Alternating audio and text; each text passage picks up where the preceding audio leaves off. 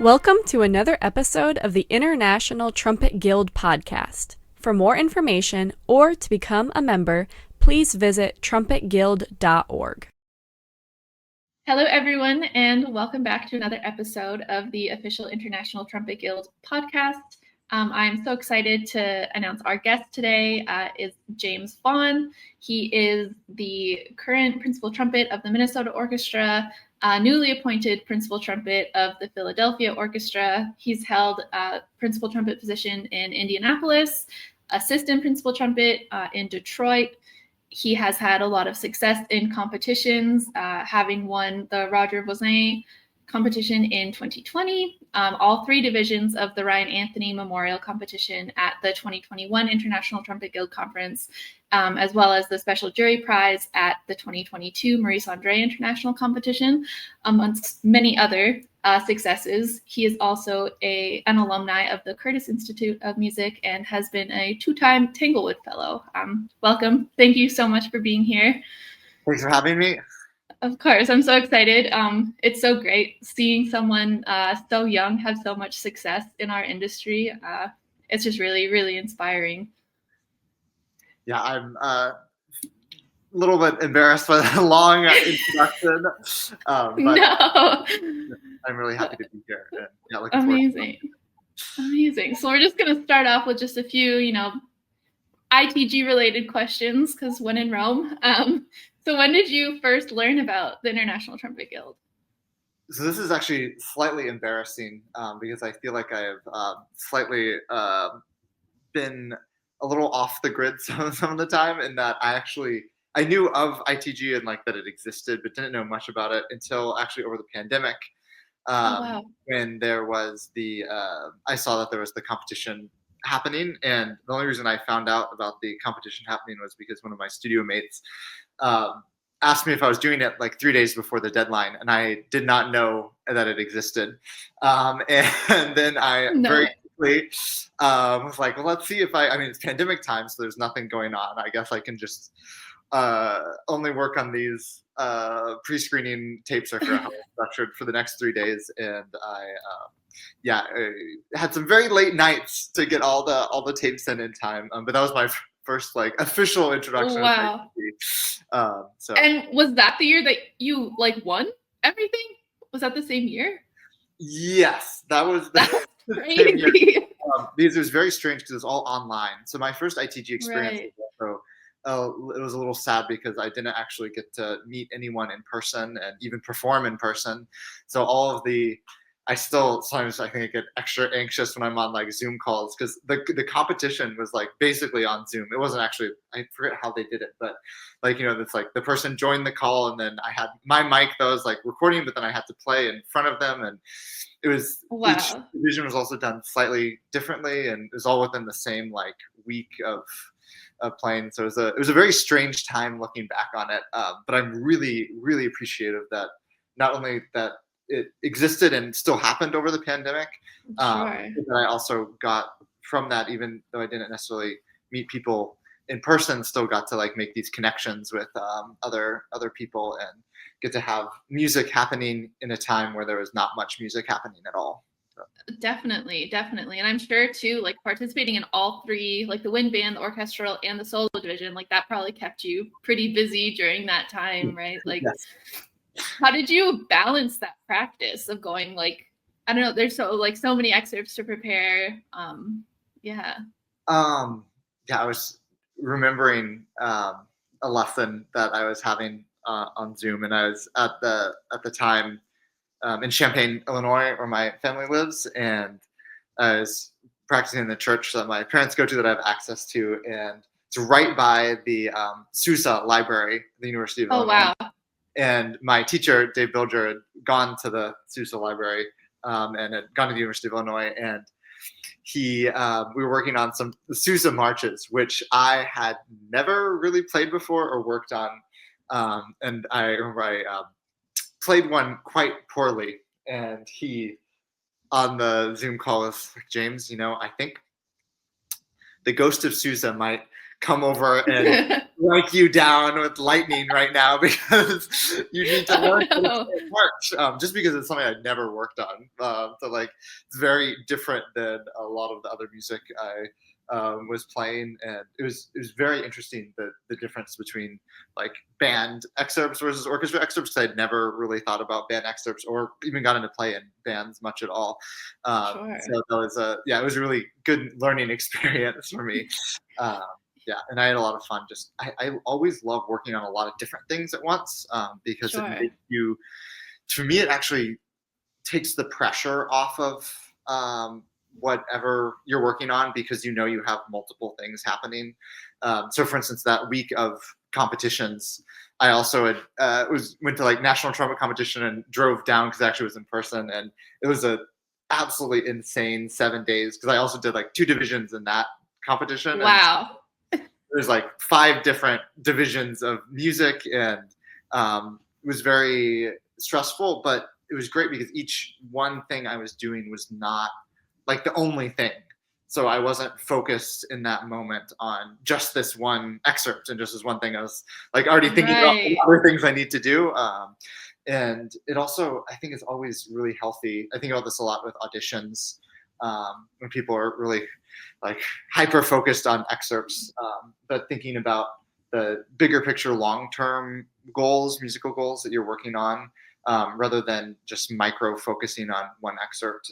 And I feel like working on a lot of different music can actually help you with those goals. Like working on the wind band excerpts actually help my orchestral excerpts because to play a single march, you need to play everything just very square and sort of perfect. There's not a ton of shaping, but there's a lot of moments in orchestra where it's also really important to be able to just play things really just like solidly square and almost have to pretend to be a little boring, but that actually is more effective.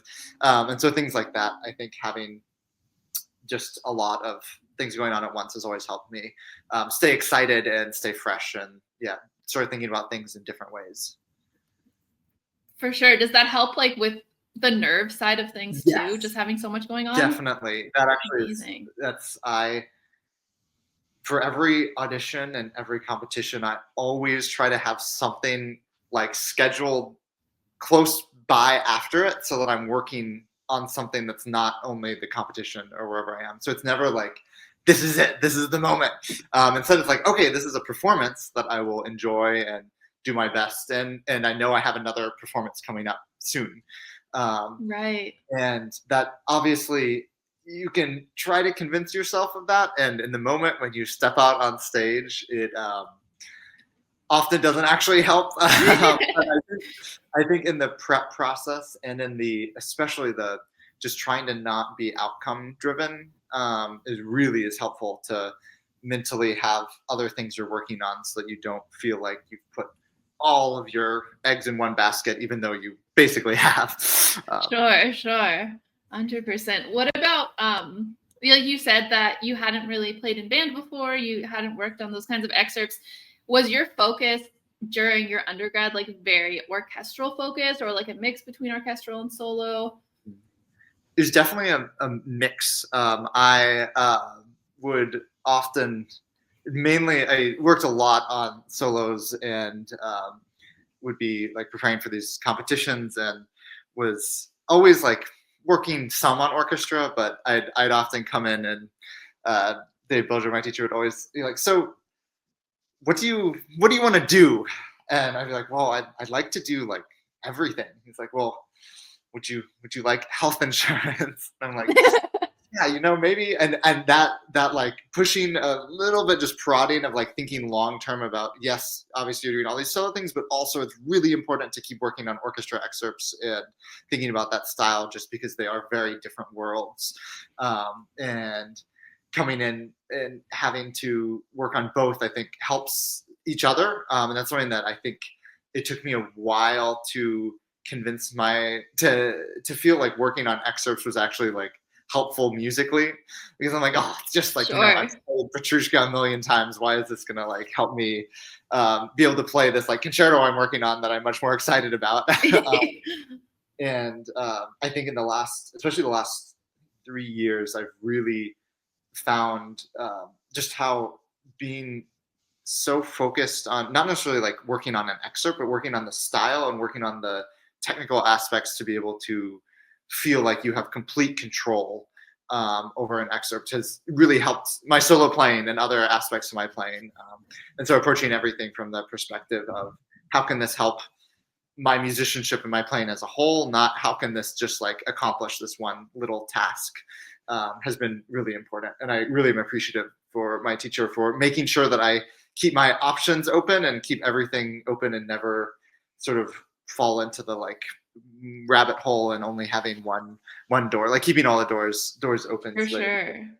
be a full musician, not just playing one style and stuck in one way. 100%. Yeah, that's so important. And I feel like, especially as a young person, it's so easy to get stuck in that mindset in school. Like you see other people who are like so like orchestral focused, all they're doing is practicing their excerpts, and it's like there's got to be more to it than that. Like there's got to be more that we're going for. So I think that's really interesting. Before you started at Curtis, or like even like when you were younger, did you know that you wanted to go into music? I decided pretty young so I started piano when I was about 6, and started trumpet when I was 10. And the first couple of years, I mean, I practiced some. I was not super. I just played like I think like a normal 10-year-old would, like, mom's like, okay, you got to practice for like like your 20-30 minutes. You do that work. But when I got into middle school, towards the end of middle school, I started playing at retirement communities and nursing centers with my mom, who's a pianist, and we just went like just for fun, one because she knew someone who had played there. It was a nice piano, and we went and played. And those experiences when I saw like, oh wow, this like music stuff can really like cause people to have feelings and to like change the feeling of a room, and the power that it can have when you walk into a space where maybe a lot of the people there can't communicate with words anymore. We went to a lot of Alzheimer specialty like places and had I'd be talking and feel like it's like nothing, not getting anything, and then you play a song and then you see responses, and it's the human brain is amazing in that. Music is it's one of the most like primal aspects where even if we don't understand why we can't communicate, you still like can feel things from music. And so being able to go in and see that power, and see also how little all the things that I thought were important, like playing the right notes, how like, if I'm like good at trumpet or not, all those things like really didn't matter. Like what mattered was if I could like play something in a way that connected with someone, and that sort of disconnecting the like technical practice aspect of music and thinking about just the power of this, it really is magic. Like the fact that you can have someone who can no longer speak and cannot communicate at all, might not even recognize their children, but if you start playing a song that they grew up singing, can start humming along. That's like, you can't beat that type of feeling of connection. And so in late middle school, when we started doing those concerts, we would sort of be playing. It would be really fun because we'd essentially do almost like a little mini like retirement community tour of a lot of the places where we go and play music that I'd be working on in lessons, and then a bunch of just like pop songs and like old arrangements and like memories from Cats, that type of like genre of songs that people would enjoy. But then also like in high school we'd like, and Halsey Stevens, so it's like a nice like mixing of repertoire and scene. I've always been shocked at how you go play someplace and the pieces you like think someone might really like are different than what the audience actually does like. Yeah, 100%. Like third movement of Desinclo was like a bunch of people loved it at this one retirement community. I was like, great, I wasn't expecting that. So things like that. I think that in 8th grade, those concerts really made me be like, oh, I want to do music in some form. It wasn't like, oh, I want to be a soloist or I want to be an orchestral musician. It was just like, I want to be doing this because this is really special. And this is something that it's such a satisfying process of, as you improve, you then have more power to be able to communicate more effectively. So looking at like, if I've like the difference between like first recital versus like, recital 2 years later when I was growing up, of being like, oh, I now can do things I couldn't do then, which means that I can like play this better and like phrase this the way I want and like connect more with people. It was really exciting and sort of inspiring. And I think that was the big draw to music for me. It's amazing. Very inspiring to hear you talk about that too. Like I can feel how much you care, and it's so refreshing. Like getting that side of things. You mentioned your mom, and I follow you on Instagram, so like I see you post a lot of videos with her playing and stuff. And how influential was she like in your development as a musician? I'd say, was the most important person in development as a musician in person, but musically, I think the having someone who is not only knew like the industry and knows music and is like a great musician, but also knows sort of the the drawbacks also of music, and knowing the just really, she actually was not too excited about when I was like, I want to be a musician. She was like, oh, that's you sure you want to do that? And really actually like really made me have to think about things in a way of not just, I don't know, I know a lot of I think music is a field where if you want to go into, this needs to be like the thing that you are like really want to do this. And there's not like, oh, I'd also really enjoy being a doctor. Like if you'd also really enjoy being a doctor, being a doctor might be a lifestyle that would be slightly, I don't know, you have more of like a path and there's more opportunities. And Sure. but the thing with her almost being not super encouraging of professionally following music made me even more like motivated. Like, all right, I need to, because she was like, you will not have financial stability like ever in your life. And things sure. like that, were very sobering, but also just important to hear. I think just because in this industry there are not enough jobs for how many people there are, and it's I think it's very easy to get burnt out. The fact that she made sure that my intentions were always about the music, not about like outcome or not about anything else except for like, okay, if you really love this, you should do it. And that being the core of it, not anything else about like wanting to get somewhere or do something. So even from a very, the first competitions I did, I really loved that. It was never, obviously if I didn't do well, I'd be sad, but it was like always about going in and having fun and playing the best you can, and about process, not about results. Because the more focused you get on results, I think the more unhappy and bitter and difficult life gets. 100%. And so this is my two favorite mom stories I have is when I started, I think I was like 7th grade, 6th grade, I suddenly realized that I didn't sound good on trumpet, because you start out on an instrument, you're just playing, you don't really care about it that much. In like 7th grade, I was like, I'd always been like, okay, I'm like doing fine, like playing in band or whatever.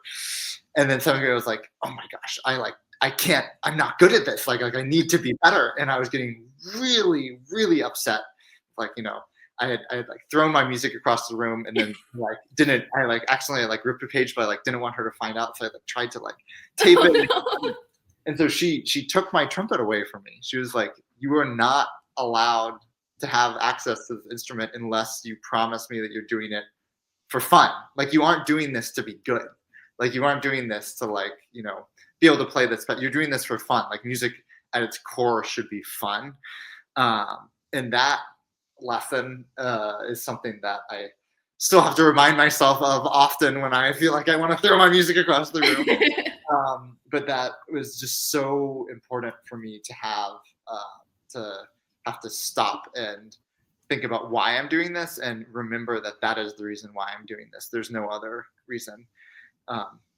And the other thing is that a couple of years later, when I'd been quite serious about trumpet now for a while, I made the decision. I remember I walked in and I proudly told, I was like, Mom, I'm quitting trumpet because I want to become a professional StarCraft 2 player. She Awesome. looked up and she was like, okay. And this is after, she's like bought me a trumpet. I'm having lessons. We've gone to competitions. We've she has invested a lot of her time and energy and money in me to pursue trumpet. And I just told her I'm quitting it to play a video game. She was like, if that's what you want to do, you should do that. And so she let me, and I, for 1 week, played StarCraft 2 for a lot of hours a day. It was practicing, trying to get better. And what was very lucky for me is that I was very bad. So I was very, very unhappy. And I remember specifically one game I had lost. And I was so mad. I was like, it would be really fun to play trumpet right now, actually. That sounds like that would be a lot more fun than this game that I was playing. And the fact that it was my decision that I wanted to come back and it was my decision to stop was really important for me in that period of life, because then it was, I'm practicing because I want to, not because anyone else is telling me I need to, and not because I feel like this pressure of this is what I'm supposed to do. It's just because this is what I want to do. Right. That's something that I think even, I don't know, musicians, we often feel as we get older as the should in practice. I should be practicing right now. I should be doing this, rather than I want to be doing this. And that switch actually, I think, impacts how you practice and how you perform and how you approach life and music. And it's something that I wish everyone had a mom who let them quit their instrument, because it puts things in a perspective that I think is a lot healthier and a lot, I don't know, there's less pressure and more fun. And I think you actually grow more that way. 100%, 100%. I talk, with my students and even other colleagues and stuff about the same thing, where it's sometimes you have to hit that point or see the other side of things before you can really appreciate just being here. Yeah. And I feel like you kind of answered this as we went along, but maybe not entirely. You are such a humble person, and you're just so easy to connect with. And again, as a trumpet player, that's not necessarily the easiest thing to find amongst younger players. There's the meathead stereotype and stuff like that. What do you do to keep yourself in check? Especially, you're a lot of accomplishments that you've had. It must be maybe I don't know, attractive sometimes to be oh, I could be a little more egotistical. I don't know, Having older siblings really helps keep you in check. Sure. And, incredible older siblings who both are, I'm very good friends with, and they have always made sure to put me in my place. So that really helps. I think, I don't know, life is too short and music too special to take yourself too seriously. I think that there's so much power music has, and there's so much more that's not really about the person who's doing it, and much more about the feeling and the community and the flow of energy from, I don't know, audience to performer, that I really, when I look at the world and see all the terrible things happening, and I just want music to be a tool to connect people together and have shared experiences, and the idea of, I don't know, putting yourself as the seems almost I know this is a bad word, sacrilegious to have yourself be the important part of that process. For me, it's For sure. There's music and there's people, and then there's this, you get to be this medium in between. And so I think that thinking about that's really important, and is very grounding. yeah, so I'm not sure if that really answered the question, but 100%, it definitely does. I guess going along with that too, what are some like character traits and also like traits as a musician, traits as a trumpet player that you find important that like have helped you get to where you are now? I think a lot of these traits always have like good sides and bad sides. I've been thinking about this a lot more as I'm thinking about how to live life maybe not so focused only on practice. Because that's something that basically I've, since whatever age I was when I was like, I want to do this, I've basically structured my life to try to optimize improvement on trumpet as like the number one most important thing. And what's really nice about trumpet as an instrument to be practicing is that you have a finite amount of time that you can be physically playing every day. And that I was so scared of, if I had played an instrument that I could play more hours of, I would be very worried about my mental health. Sure.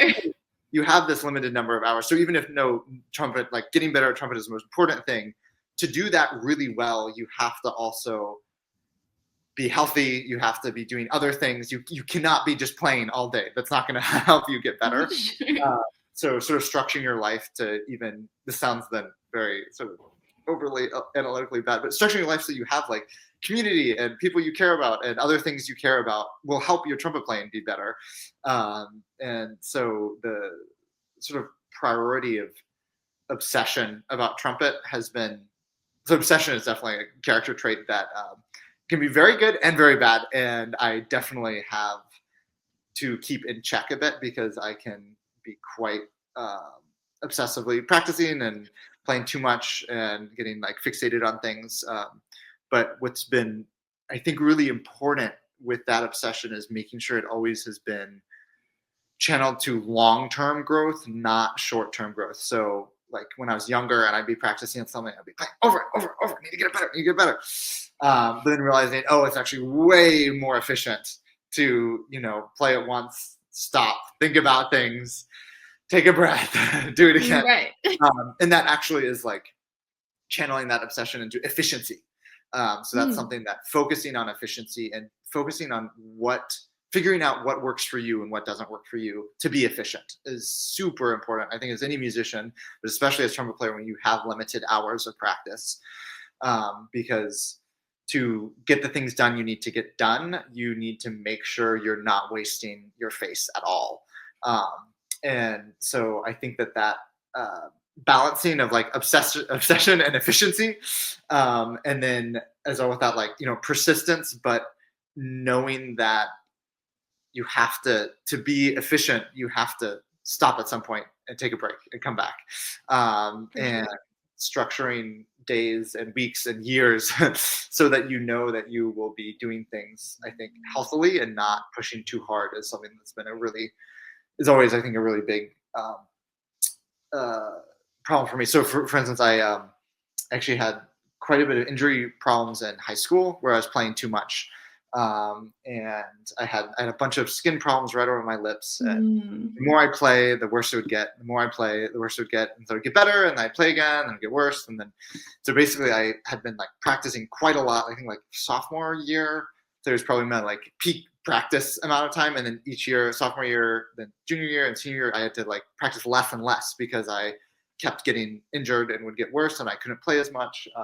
Oh wow! And senior year, I ended up taking 2.5 months completely no trumpet. I was on a much stronger skin medicine, Accutane, that completely messes up your lips. And then after that, relearned how to play in a way that I was putting less pressure on my lips. Sure. And that injury process, I think, was honestly the most important period of development for me, because it made me have to really think about, one, I really want to do this, but two, I already knew that. I was like, I want to do this and I can't do this, and that's so frustrating. But two, it made me think about how can I play more efficiently, and how can I like do this so that I can do this like for my life, not just for like right now. So I'd be able to play fine for a day and then the next day it wouldn't be fine. And so I took a year off of I did a gap year through AmeriCorps, where I was working at public schools and a after school program in Clarksville, Mississippi. So I was working with second and third graders for like 9 hours a day, not doing music related things at all. And then in my free time practicing a ton. And so it was like it was nice is that my days there actually were structured so that I had like a long enough lunch break in between the public school and after school program that I got to had like practice. So I had like morning practice, afternoon practice, evening practice. And those practice times, I had no lessons, no concerts, wasn't performing at all. And I was just like, the only goal was like, okay, I want to learn how to play so that I can not injure myself. And so I can just like play with more ease. And those practice sessions and that time period was so, I don't know how I could have done that without having a job that like was not music related, because to like sit and just do like long tones for 3 hours a day is really not fun if that's like your priority. But if you're really exhausted from working with kids, and also like practice became like the fun part of my day again, as it was when I was a kid. Whereas when you're pursuing music and you're performing and practice, it's like practice is now like the work part of your day.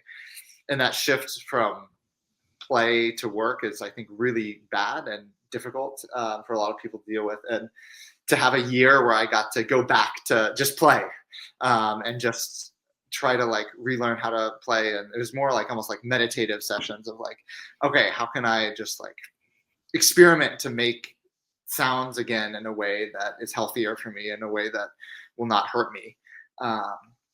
And having that year to just like play and just work and have it not be the priority, not the number one priority, I think actually really helped my playing and helped me then have the like confidence of, oh, when I know like I'm feeling injured or feeling not good, like I sort of have built this like sort of buffer of efficiency that I know that I could play lightly and like be able to play through it and not hurt myself. That's something that's really hard to learn if you don't have like the time or like the space to just give yourself the freedom to like have that time.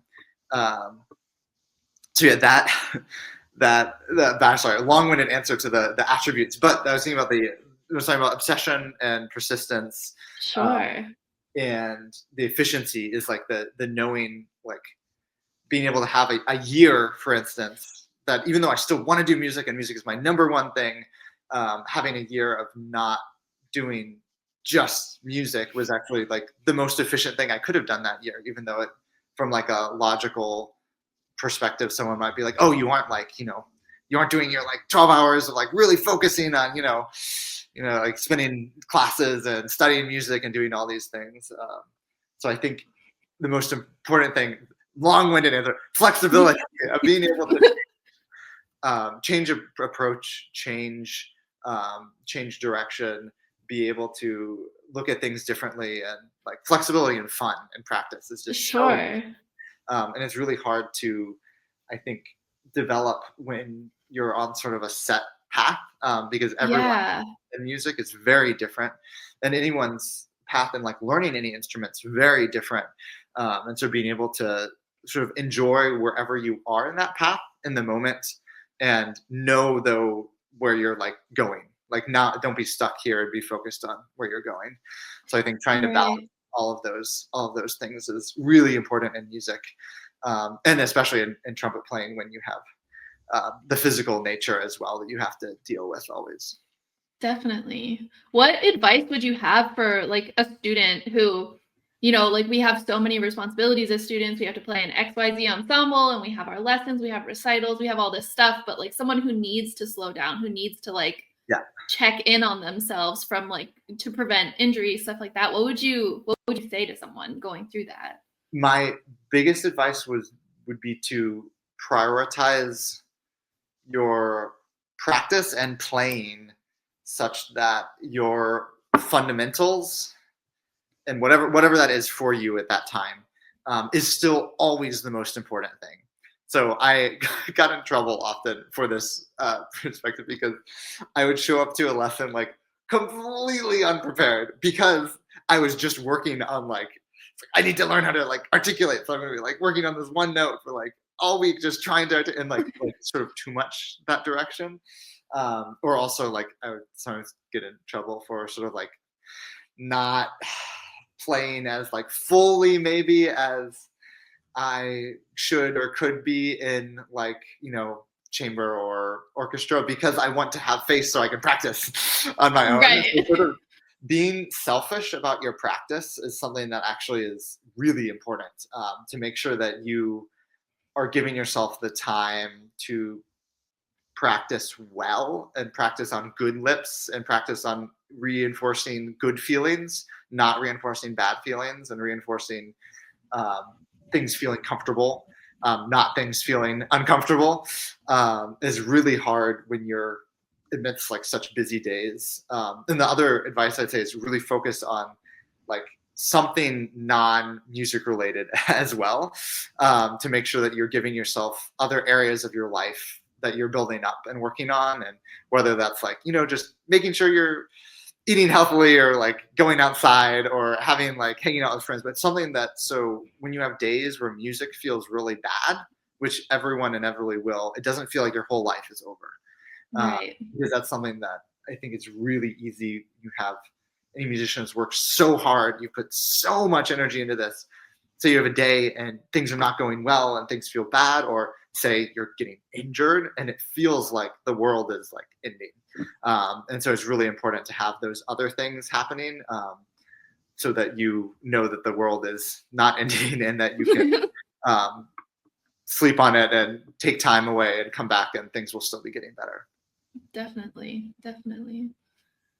We talked about like the influence of your mom. You talked a bit about Dave Bilger, your professor. Who are some other like trumpet influences, like people who have been super impactful for you? Yes, that's a great question. I think honestly most impactful in terms of just like sound, as a kid, Alison Balsam came to Champaign and did a concert. On the whole second half was I believe all just natural trumpet, like no. Okay. And I remember being like, well, I think I was maybe like sixth, seventh grade. I still have the signed CD from her, and I was like, whoa! I had no idea a trumpet could like sound like that and do those things. So I think that like sound concept is also pretty different from what I'd hear when I'd like listen to U.S. orchestras. And so her and also Tina, it was a big influence on my sound growing up. And the other concert that really impacted me was Chicago Symphony came and did Mahler 5 when Chris Martin playing there, and also came to Champaign. And I also was like, whoa, that was a slightly later on where I was like, I had no idea that trumpet in orchestra could like sound that like soloistic and that powerful and like do so many different things. Like it's not just like, oh, there's a trumpet, it's loud. Right. And so I think those two live concerts were really, really important for me. And more recently, I do think like it's amazing how in-person things are just so different than like listening to a recording. Because I was also thinking orchestrally, like I got to work with Tom Rolfs at Tanglewood, and both he and Dave have been really great, not only teachers but like life mentors and supporters throughout lots of turns, and having them and getting to like play for them in person and hearing their feedback has always been really, really important. And then also getting to play with Caleb Hudson in Canadian Brass was like huge for me as well, because he can do everything on 100%. And just like being around that and hearing that it's really really inspiring, and was really good for me to be like, okay, I need to how do I do that? Let me figure out how to do that. So definitely. And you've done like so much. Do you have any like big dreams in the trumpet music world? Like, is there anything that you're like, before I die, like this is something I need to do? That's a great question. I yeah, I big dreams I think would be to really I would love to see that in like 50 years the classical music world and the trumpet world to look quite different than it looks now in terms of not only representation but also musically, like pushing things to different levels and not just playing the same pieces over and over again. So on a trumpet note, For that would sure. be pushing for like more new repertoire. And I would be very, yeah, I have done some commissioning projects and I'm working on applying for more funds for more commissioning projects and just trying to have more new music happening and also having the trumpet be not viewed as sort of how it currently is, both personally and musically, would be a big thing that I would be very excited to see those changes throughout the years to come. So what that might look like would be, I mean, even just getting to perform more in like chamber music settings is something that I'm really excited about.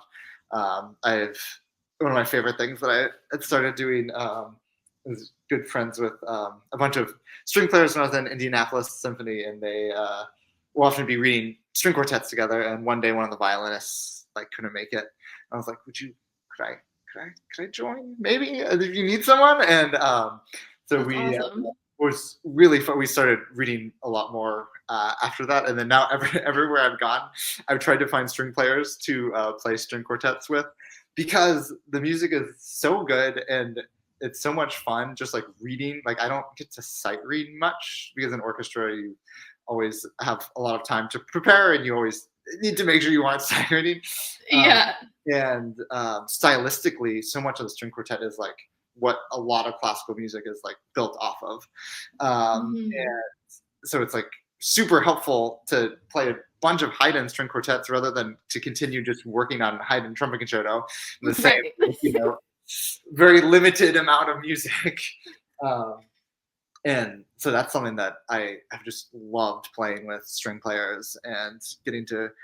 So it'd be really cool if in many years from now there would just be more music that might, because the problem obviously with playing violin parts is the volume of trumpet versus 3 string players is always difficult. Yeah, definitely. Seeing a world where there's a lot more music written for trumpet in that form would be really exciting. So that's sort of some long-term vision things. I think that's great. I think that's innovative. I think it's important. Definitely. Do you have any last pieces of advice or any last thoughts? Anything remaining? Barring last thoughts, I think.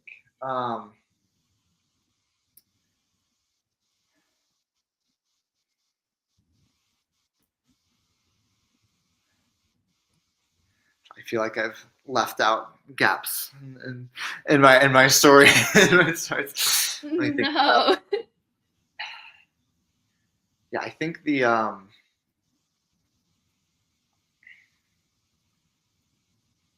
one of the things that was exciting that I didn't get to talk about was coming to ITG in person last year. Because that was my first in-person ITG, and getting to see people there and talking after my recital to a lot of young people that were excited about, especially like the commission works that I had done. I think I hope that we can continue to sort of inspire to bring next generation of not just trumpet players but musicians towards more openness and like pushing the field to have not only, I don't know, I think there need to be a lot of changes in the classical music field that I would like to help in whatever way I can push the field forward. And I hope that anyone listening to this and young people out there can also join us in trying to continue to, I don't know, it's music is just so cool and there's so much that we can do. And I hope that anyone listening to this will extra enjoy the next time they get to perform, and think about the power that they have getting to share this thing that no one really quite understands. Yeah. Sorry, that was a really rambling way to end. No, that was great. And I really hope a lot of people listen to this. I think what you have to say is so important. And it's been such a pleasure speaking with you. Well, thanks so much for having me. Of course. And fun to chat anytime. Thank you so much. Thanks for listening to another episode of the International Trumpet Guild podcast. The mission of the International Trumpet Guild is to promote communications among trumpet players around the world and to improve the artistic level of performance, teaching, and literature associated with the trumpet. We hope you will consider becoming a member at trumpetguild.org. For more information about the International Trumpet Guild podcast or to make suggestions for a future episode, please contact podcast@trumpetguild.org.